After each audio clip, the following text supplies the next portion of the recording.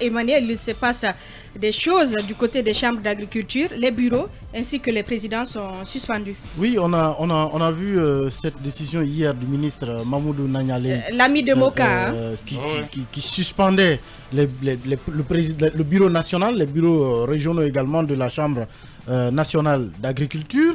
Évidemment, le fait qui est évoqué dans cette décision, c'est que ces bureaux, les mandats de ces bureaux sont dépassés. Donc, ils ont donc été suspendus et la gestion de la Chambre nationale a été confiée au secrétaire général en attendant justement de nouvelles élections. Mais il y a quand même cet article de nos confrères de Mosaïque qui ressort un autre pan effectivement de cette... Il y a des dessous, hein? Oui, en tout cas, on est tenté de croire qu'il y a des dessous parce que officiellement, la décision parle du fait que les mandats sont expirés. Mais là, quand même, nos confrères de Mosaïque nous apprennent qu'il y a une affaire d'engrais, en réalité, qui est dans le jeu, qui oppose notamment la Chambre nationale d'agriculture au ministre de l'Agriculture, Mahmoud Nanyale Mbari. Le fait est que la Chambre nationale de l'agriculture aurait commandé une quantité d'engrais à ses frais, donc à travers un prêt qu'elle a contracté auprès de Afriland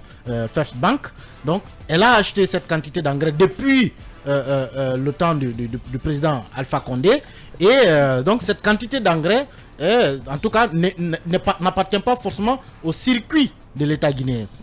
Mais le ministre, semble-t-il, le ministre de l'Agriculture, a voulu mettre la main sur cet engrais, ce que la direction de la Chambre nationale d'agriculture n'a pas accepté. Il y a eu moult tractations, ils n'ont pas cédé parce qu'ils estimaient que cet engrais, c'est eux qui l'ont payé avec un prêt que eux-mêmes ils ont contracté et que ce n'est pas la commande de l'État.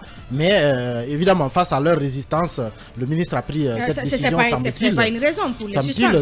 Non, mais évidemment que si ce sont eux qui ont contracté un prêt et que ce n'est pas forcément du circuit d'importation de l'État guinéen, qu'ils ont contracté un prêt auprès d'une banque pour aller acheter cet engrais-là, je ne vois pas pourquoi le ministre voudrait forcément mettre la main là-dessus, d'autant plus que ce n'est pas lui qui va payer, c'est une commande en plus qui n'est pas forcément du régime actuel, parce qu'on nous apprend que c'est une commande, en tout cas selon Mosaïque, c'est une commande qui a été faite depuis que le professeur Alpha Condé était encore président et que le ministre Nanyale, s'il voudrait qu'on réussisse sa campagne, aurait dû lui aussi commander sa propre quantité d'engrais au nom de l'État guinéen. Vous n'en savez pas. Pour l'instant, en tout cas, selon les informations que nous avons Mohamed ici, le ministère est mieux placé pour communiquer. C'est ce que nos confrères de Mosaïque nous apprennent. Je suis en train de rapporter les faits qui sont dans cet article. Avec un commentaire.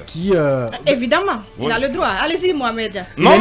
Il est libre le commentaire. Il est libre, bien sûr. Bonjour à la paisible population de Madina à Kankan.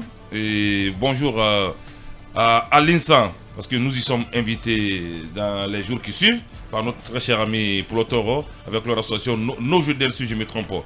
Alors, le ministère de l'Agriculture, ce qu'on apprend officiellement, qu'il n'y a pas eu d'élection depuis 15 ans à la Chambre nationale d'agriculture.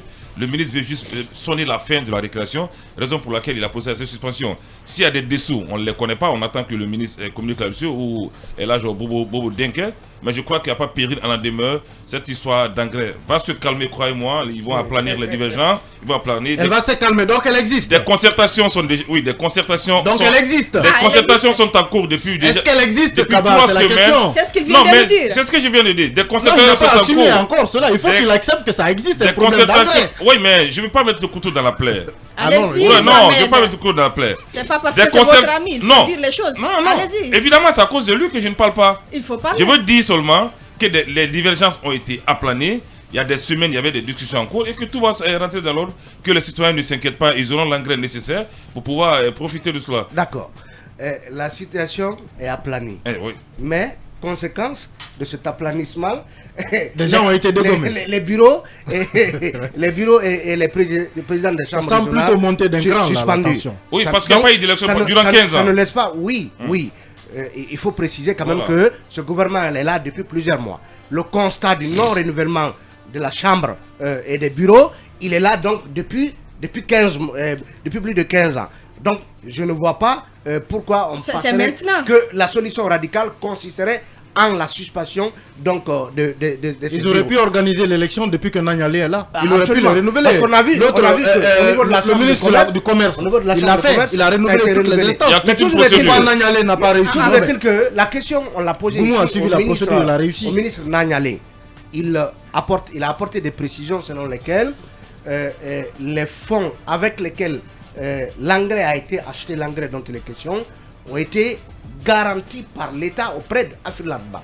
Donc, c'est ce qui sous-entend que l'État, à travers le ministère de l'Agriculture, a un droit de regard sur la gestion de cet engrais. Alors, est-ce qu'aujourd'hui, finalement, parce que le ministre ajoutait que finalement, ils ont dépassé les difficultés, c'est-à-dire la Chambre nationale d'agriculture et le ministère. Maintenant, donc, ces difficultés nous sont dépassées, mais finalement, on en arrive à la suspension de tous les bureaux et de tous les présidents des différentes chambres.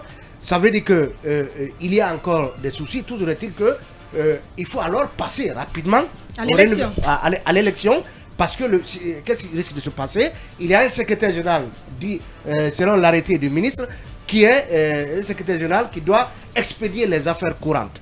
Ça a été le cas au niveau de la Chambre de commerce. Il y a eu un secrétaire général qui, pendant plus de 10 ans, a expédié les affaires courantes à n'en plus finir. Donc, espérons qu'il y ait un renouvellement, il y ait ces élections qui sont annoncées, qu'elles se tiennent le plus rapidement possible, parce que il y a des compartiments du secteur agricole qui doivent être gérés bien évidemment par les agriculteurs eux-mêmes à travers la Chambre nationale d'agriculture. Et même le prix de l'engrais qui a été revu à la hausse à 450 000, je pense que les acteurs ne s'étaient pas du tout mis d'accord autour, parce qu'ils ont fixé le prix sans pour autant quand même associer les producteurs à la base, et donc le prix a doublé ou même triplé. Mais il ne faut pas oublier qu'il Je y a un pense que c'est contexte pas international. Hein?